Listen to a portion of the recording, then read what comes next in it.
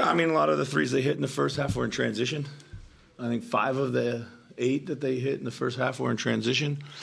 I think 3 or 4 of those were actually in the fourth quarter. So just, getting back, obviously, and matching up a little quicker. Like, they were running to, they all ran to the three-point line at times, and we kind of ran to the paint. So that was a better adjustment for us. So.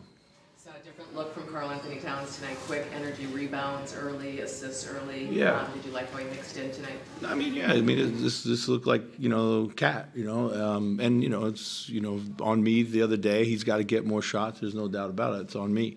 We came into this game with the mindset not just to get him on track, but also take advantage of what we knew was going to be a matchup because they play a lot of small lineups. And we wanted to set the tone early. And I thought in the first half we did a lot of things in and around the basket. We didn't finish very well, but we were putting a lot of pressure on the rim in all different ways, and just then we were able to get a rhythm there in the third offensively. So. The timeout with 4 minutes left, you sit Rudy, Karl goes back in, or Rudy doesn't come back in. Yeah. In the last 4 minutes what was the thinking behind that, and was it just you needed more well, they were offense at that moment? Yeah, they were 5 smalls. We knew that, again, we were going to have a matchup somewhere and put as much shooting out there as we could. Just a little bit more comfortable guarding everyone on the perimeter.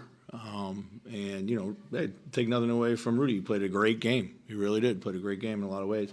And we have that luxury right now. We have a lot of options to finish games, and we don't always just react to what the other team's doing, but we felt that we had an offensive matchup that we could also exploit. So it seems like you do have 6 players Yeah. kind of that have played in these kind of situations before, Yeah. and you can go back and forth between the two of them. Is that kind of a nightly thing now, where whoever or whatever the best matchup, or whoever's got it going that night is probably going to be the one to close, and there'll be an odd man out, so to speak? yeah, of course. I mean, when you have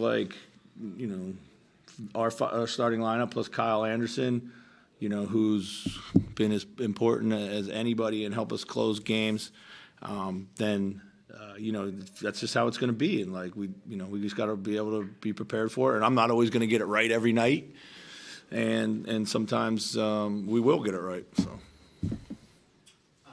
That last kind of real offensive possession you had, where Ant drove and got to the basket there. Yeah. Is that kind of what you envisioned? Kind of like Karl flashed, got out of the way there.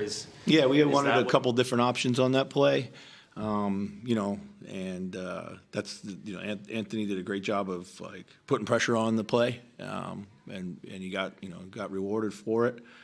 Guys really executed that play well. They didn't rush through it. We had a lot of different options. Ball was in the right people's hands, and we're trying to get it where we needed it to be.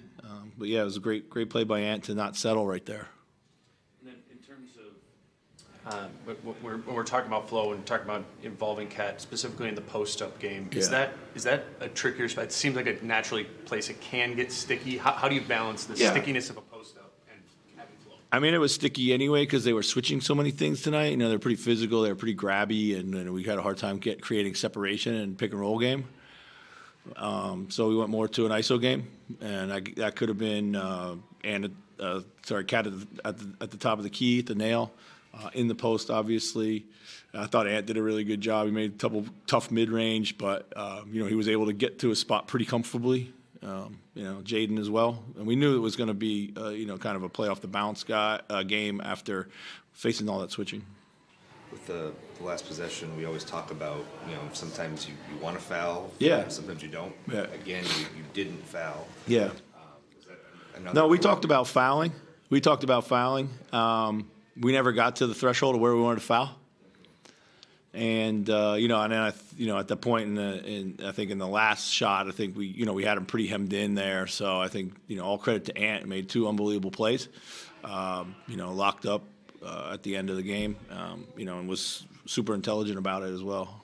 You've often said, when teams go small against you, you have to make them pay on the offensive end of the floor. Was that kind of the matchup you were looking for with Karl, just isolated? Absolutely. I mean, he was playing well. Needed to try to keep his runs short. He was burning a lot of energy out there, and still working his way back into peak fitness, but yeah, 100%. You know, we wanted to make sure that we had a matchup that we could go to. If they doubled, it would create open shots. If they didn't, which they didn't, you know, he was able to punish that. Guys are look more like himself tonight. You know, guys are kind of over this illness that was. Yeah, I think so. Yeah, it feels like it. It feels like it to me. I mean, it's still, you know, it's still. It's a tough team to guard. It really is. They spread you out. You know, it's a lot of ISO. You got to guard. They do a great job with creating advantages, and you know, guys were really putting the work in. So I think, and obviously we shortened the rotation too, so guys were playing heavy minutes. I was going to ask about that with Nikhil. Was it a Nikhil matchup type of game? Jordan didn't play in this one. Yeah, or just you know, I wanted to try to get Nikhil some more minutes. You know, he played 5 or 6 minutes in the last 2. It was probably unfair for him. I wanted to get him some more looks, some more minutes, a little bit more size. I knew it was going to be ISO game, and those guys have a lot of good size. And he did a really good job of competing on the ball. You know, it doesn't mean J-Mac's out of the rotation for good, but it just kind of went with the flow of the game. Given how compact the Western Conference standings are, and the fact that you guys have a few days off, how does it feel to get obviously end your streak, a losing streak, and then get a huge win like this? Yeah, I mean, you know, listen, like right now, every win feels like 2, every loss feels like 3. You know, it's just crazy. But you know, we had a really tough and bad loss the other night. But we've been able to kind of forget about those things and move on, and they haven't snowballed on us. All credit to our guys there. But yeah, I mean, we desperately needed this game, like come what may. And I never felt like, even when they went on their little run or we were chasing or they're making some threes, I never felt like we weren't doing what we wanted to do, you know. So we knew it was going to be like this.